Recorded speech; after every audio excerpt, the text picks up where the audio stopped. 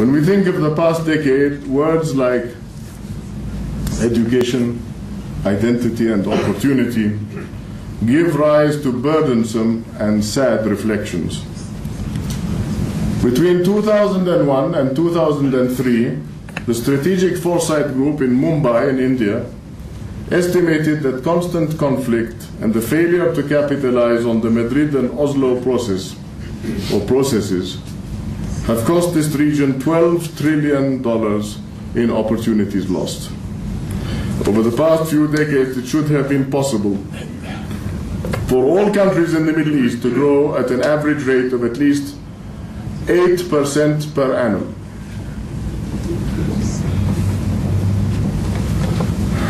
I conclude by saying that Plato once wrote, "If you ask what is the good of education, the answer is easy. Education makes good men and women," I would add, "and good men act nobly." The structures we have in place today to make that goodness and nobility of spirit possible are important.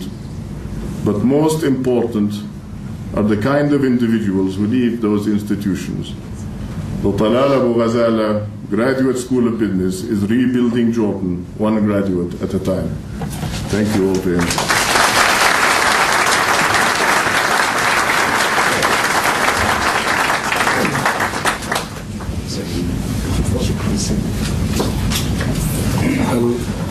لقد تكرم صاحب السمو الملكي بأن يقبل أسئلة. جماعة الأسئلة فرح جمعي لي إياهم. بهالأثناء أريد أن أحيي زملائنا الموجودين في القاعات، قاعات الدراسة، لأن القاعة لم تتسع للمشاركين، فوضعنا فيديوهات، شاشات فيديو كبيرة ليكونوا مشاركين معنا، فنوجه لهم التحية أيضا. بعد هذا اللقاء سنقوم ب إن شاء الله وبإذن سيدي صاحب السمو نشارك قاعة الطلبة الكافتيريا، يعني نكرم الكافتيريا بكنافة، حناكل كنافة بمعية صاحب السمو، ولكن بهدف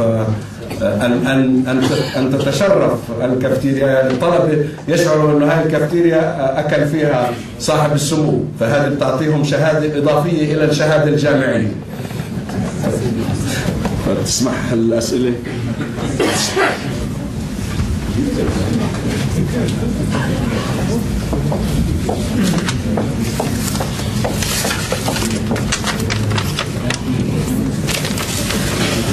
نبدأ بالأستاذ ولي، التلميذ برضه أستاذ. إحنا تلاميذتنا كلهم أساتذة لأنهم كلهم خريجين ويعملون في مناصب هامة، وهنا كما نقول this is where the gifted become leaders. وبعضهم يحمل شهادة دكتوراه، وبعضهم يحمل شهادة ماجستير وتخصصات أخرى، ويأتوا هنا للدراسة العليا في الكلية، فيجوز أن نسميهم أساتذة. وليد خيطان، تفضل. أقرأ أنا السؤال عنك، ريحك. ما أسباب تراجع التعليم الأساسي والجامعي في الأردن بعد أن كان في أفضل المستويات، وأصبحت أغلبية الجامعات لا تحظى بالاعتماد بعد أن كانت في المقدمة؟ سؤال صعب بس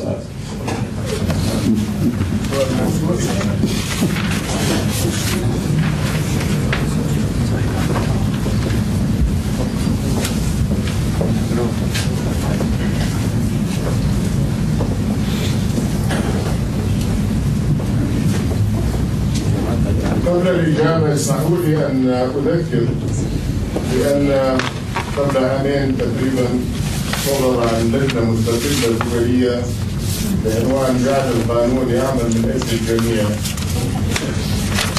دراسة عنوانها الجميل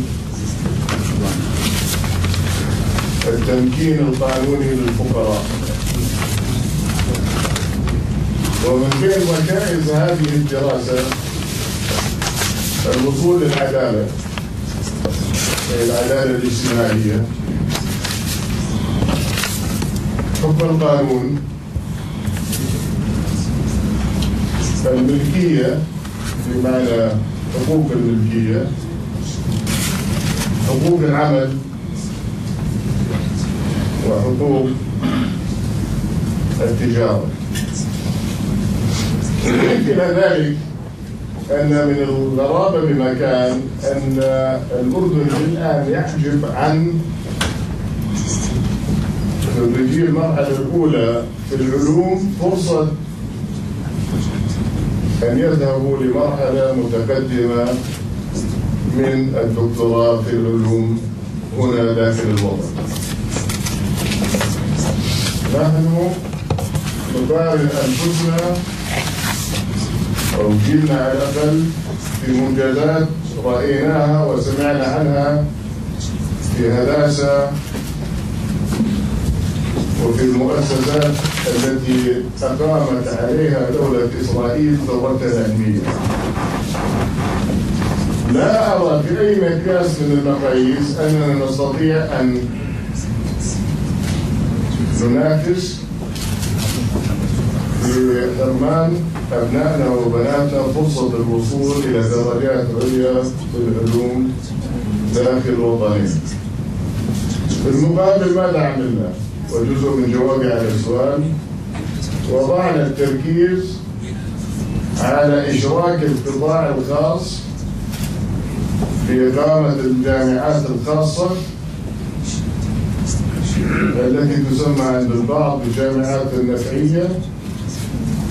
وأقول إن غياب المعرفة تعني أننا نتعامل مع أرقام ومع إحصاءات.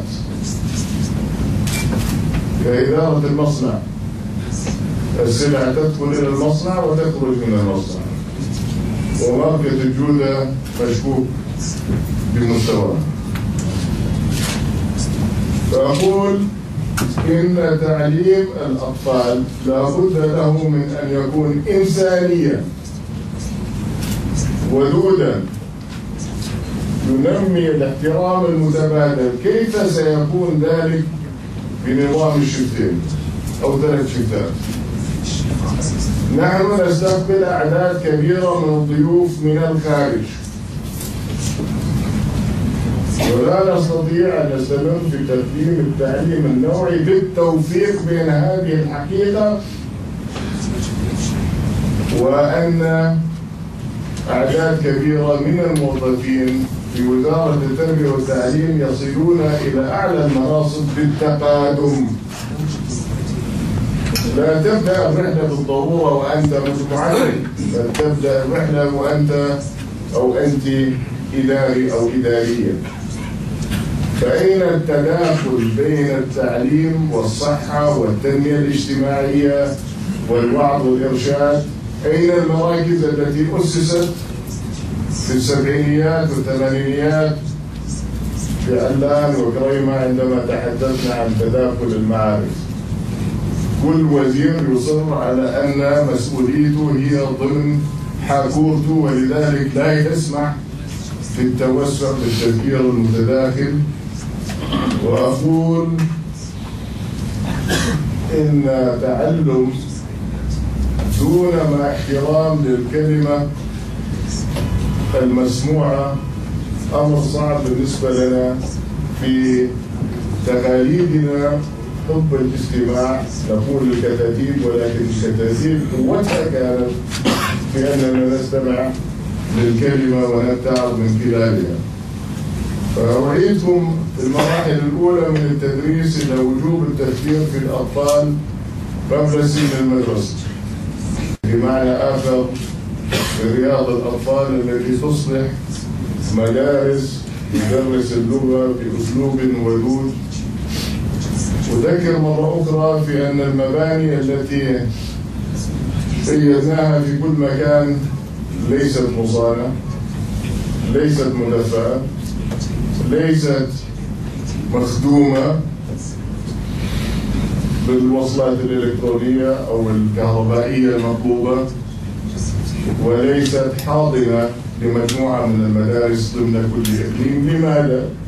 لأننا بمحض إرادتنا اخترنا بدل 3 مناطق شمال ووسط وجنوب 12 محافظة أسوة بزميلنا، محافظة في إربد، محافظة في جرش، ومحافظة في عجلون، ومحافظة في المفرق إلى آخر ذلك، إلى أن أصبحنا لا نستطيع أن نميز بين بعضنا البعض في عملية الانتخابات، فتارة نقول عودوا ل 89 وأخرى نستذكر أن الميثاق الاجتماعي كان بعد 89، فإذا كنا نقدر ما ورد في الميثاق الاجتماعي علينا أن نتبنى الميثاق الاجتماعي أو الميثاق الوطني، الميثاق الوطني الأردني الذي هو من أروع ما كتب في تاريخ الأردن الحديث.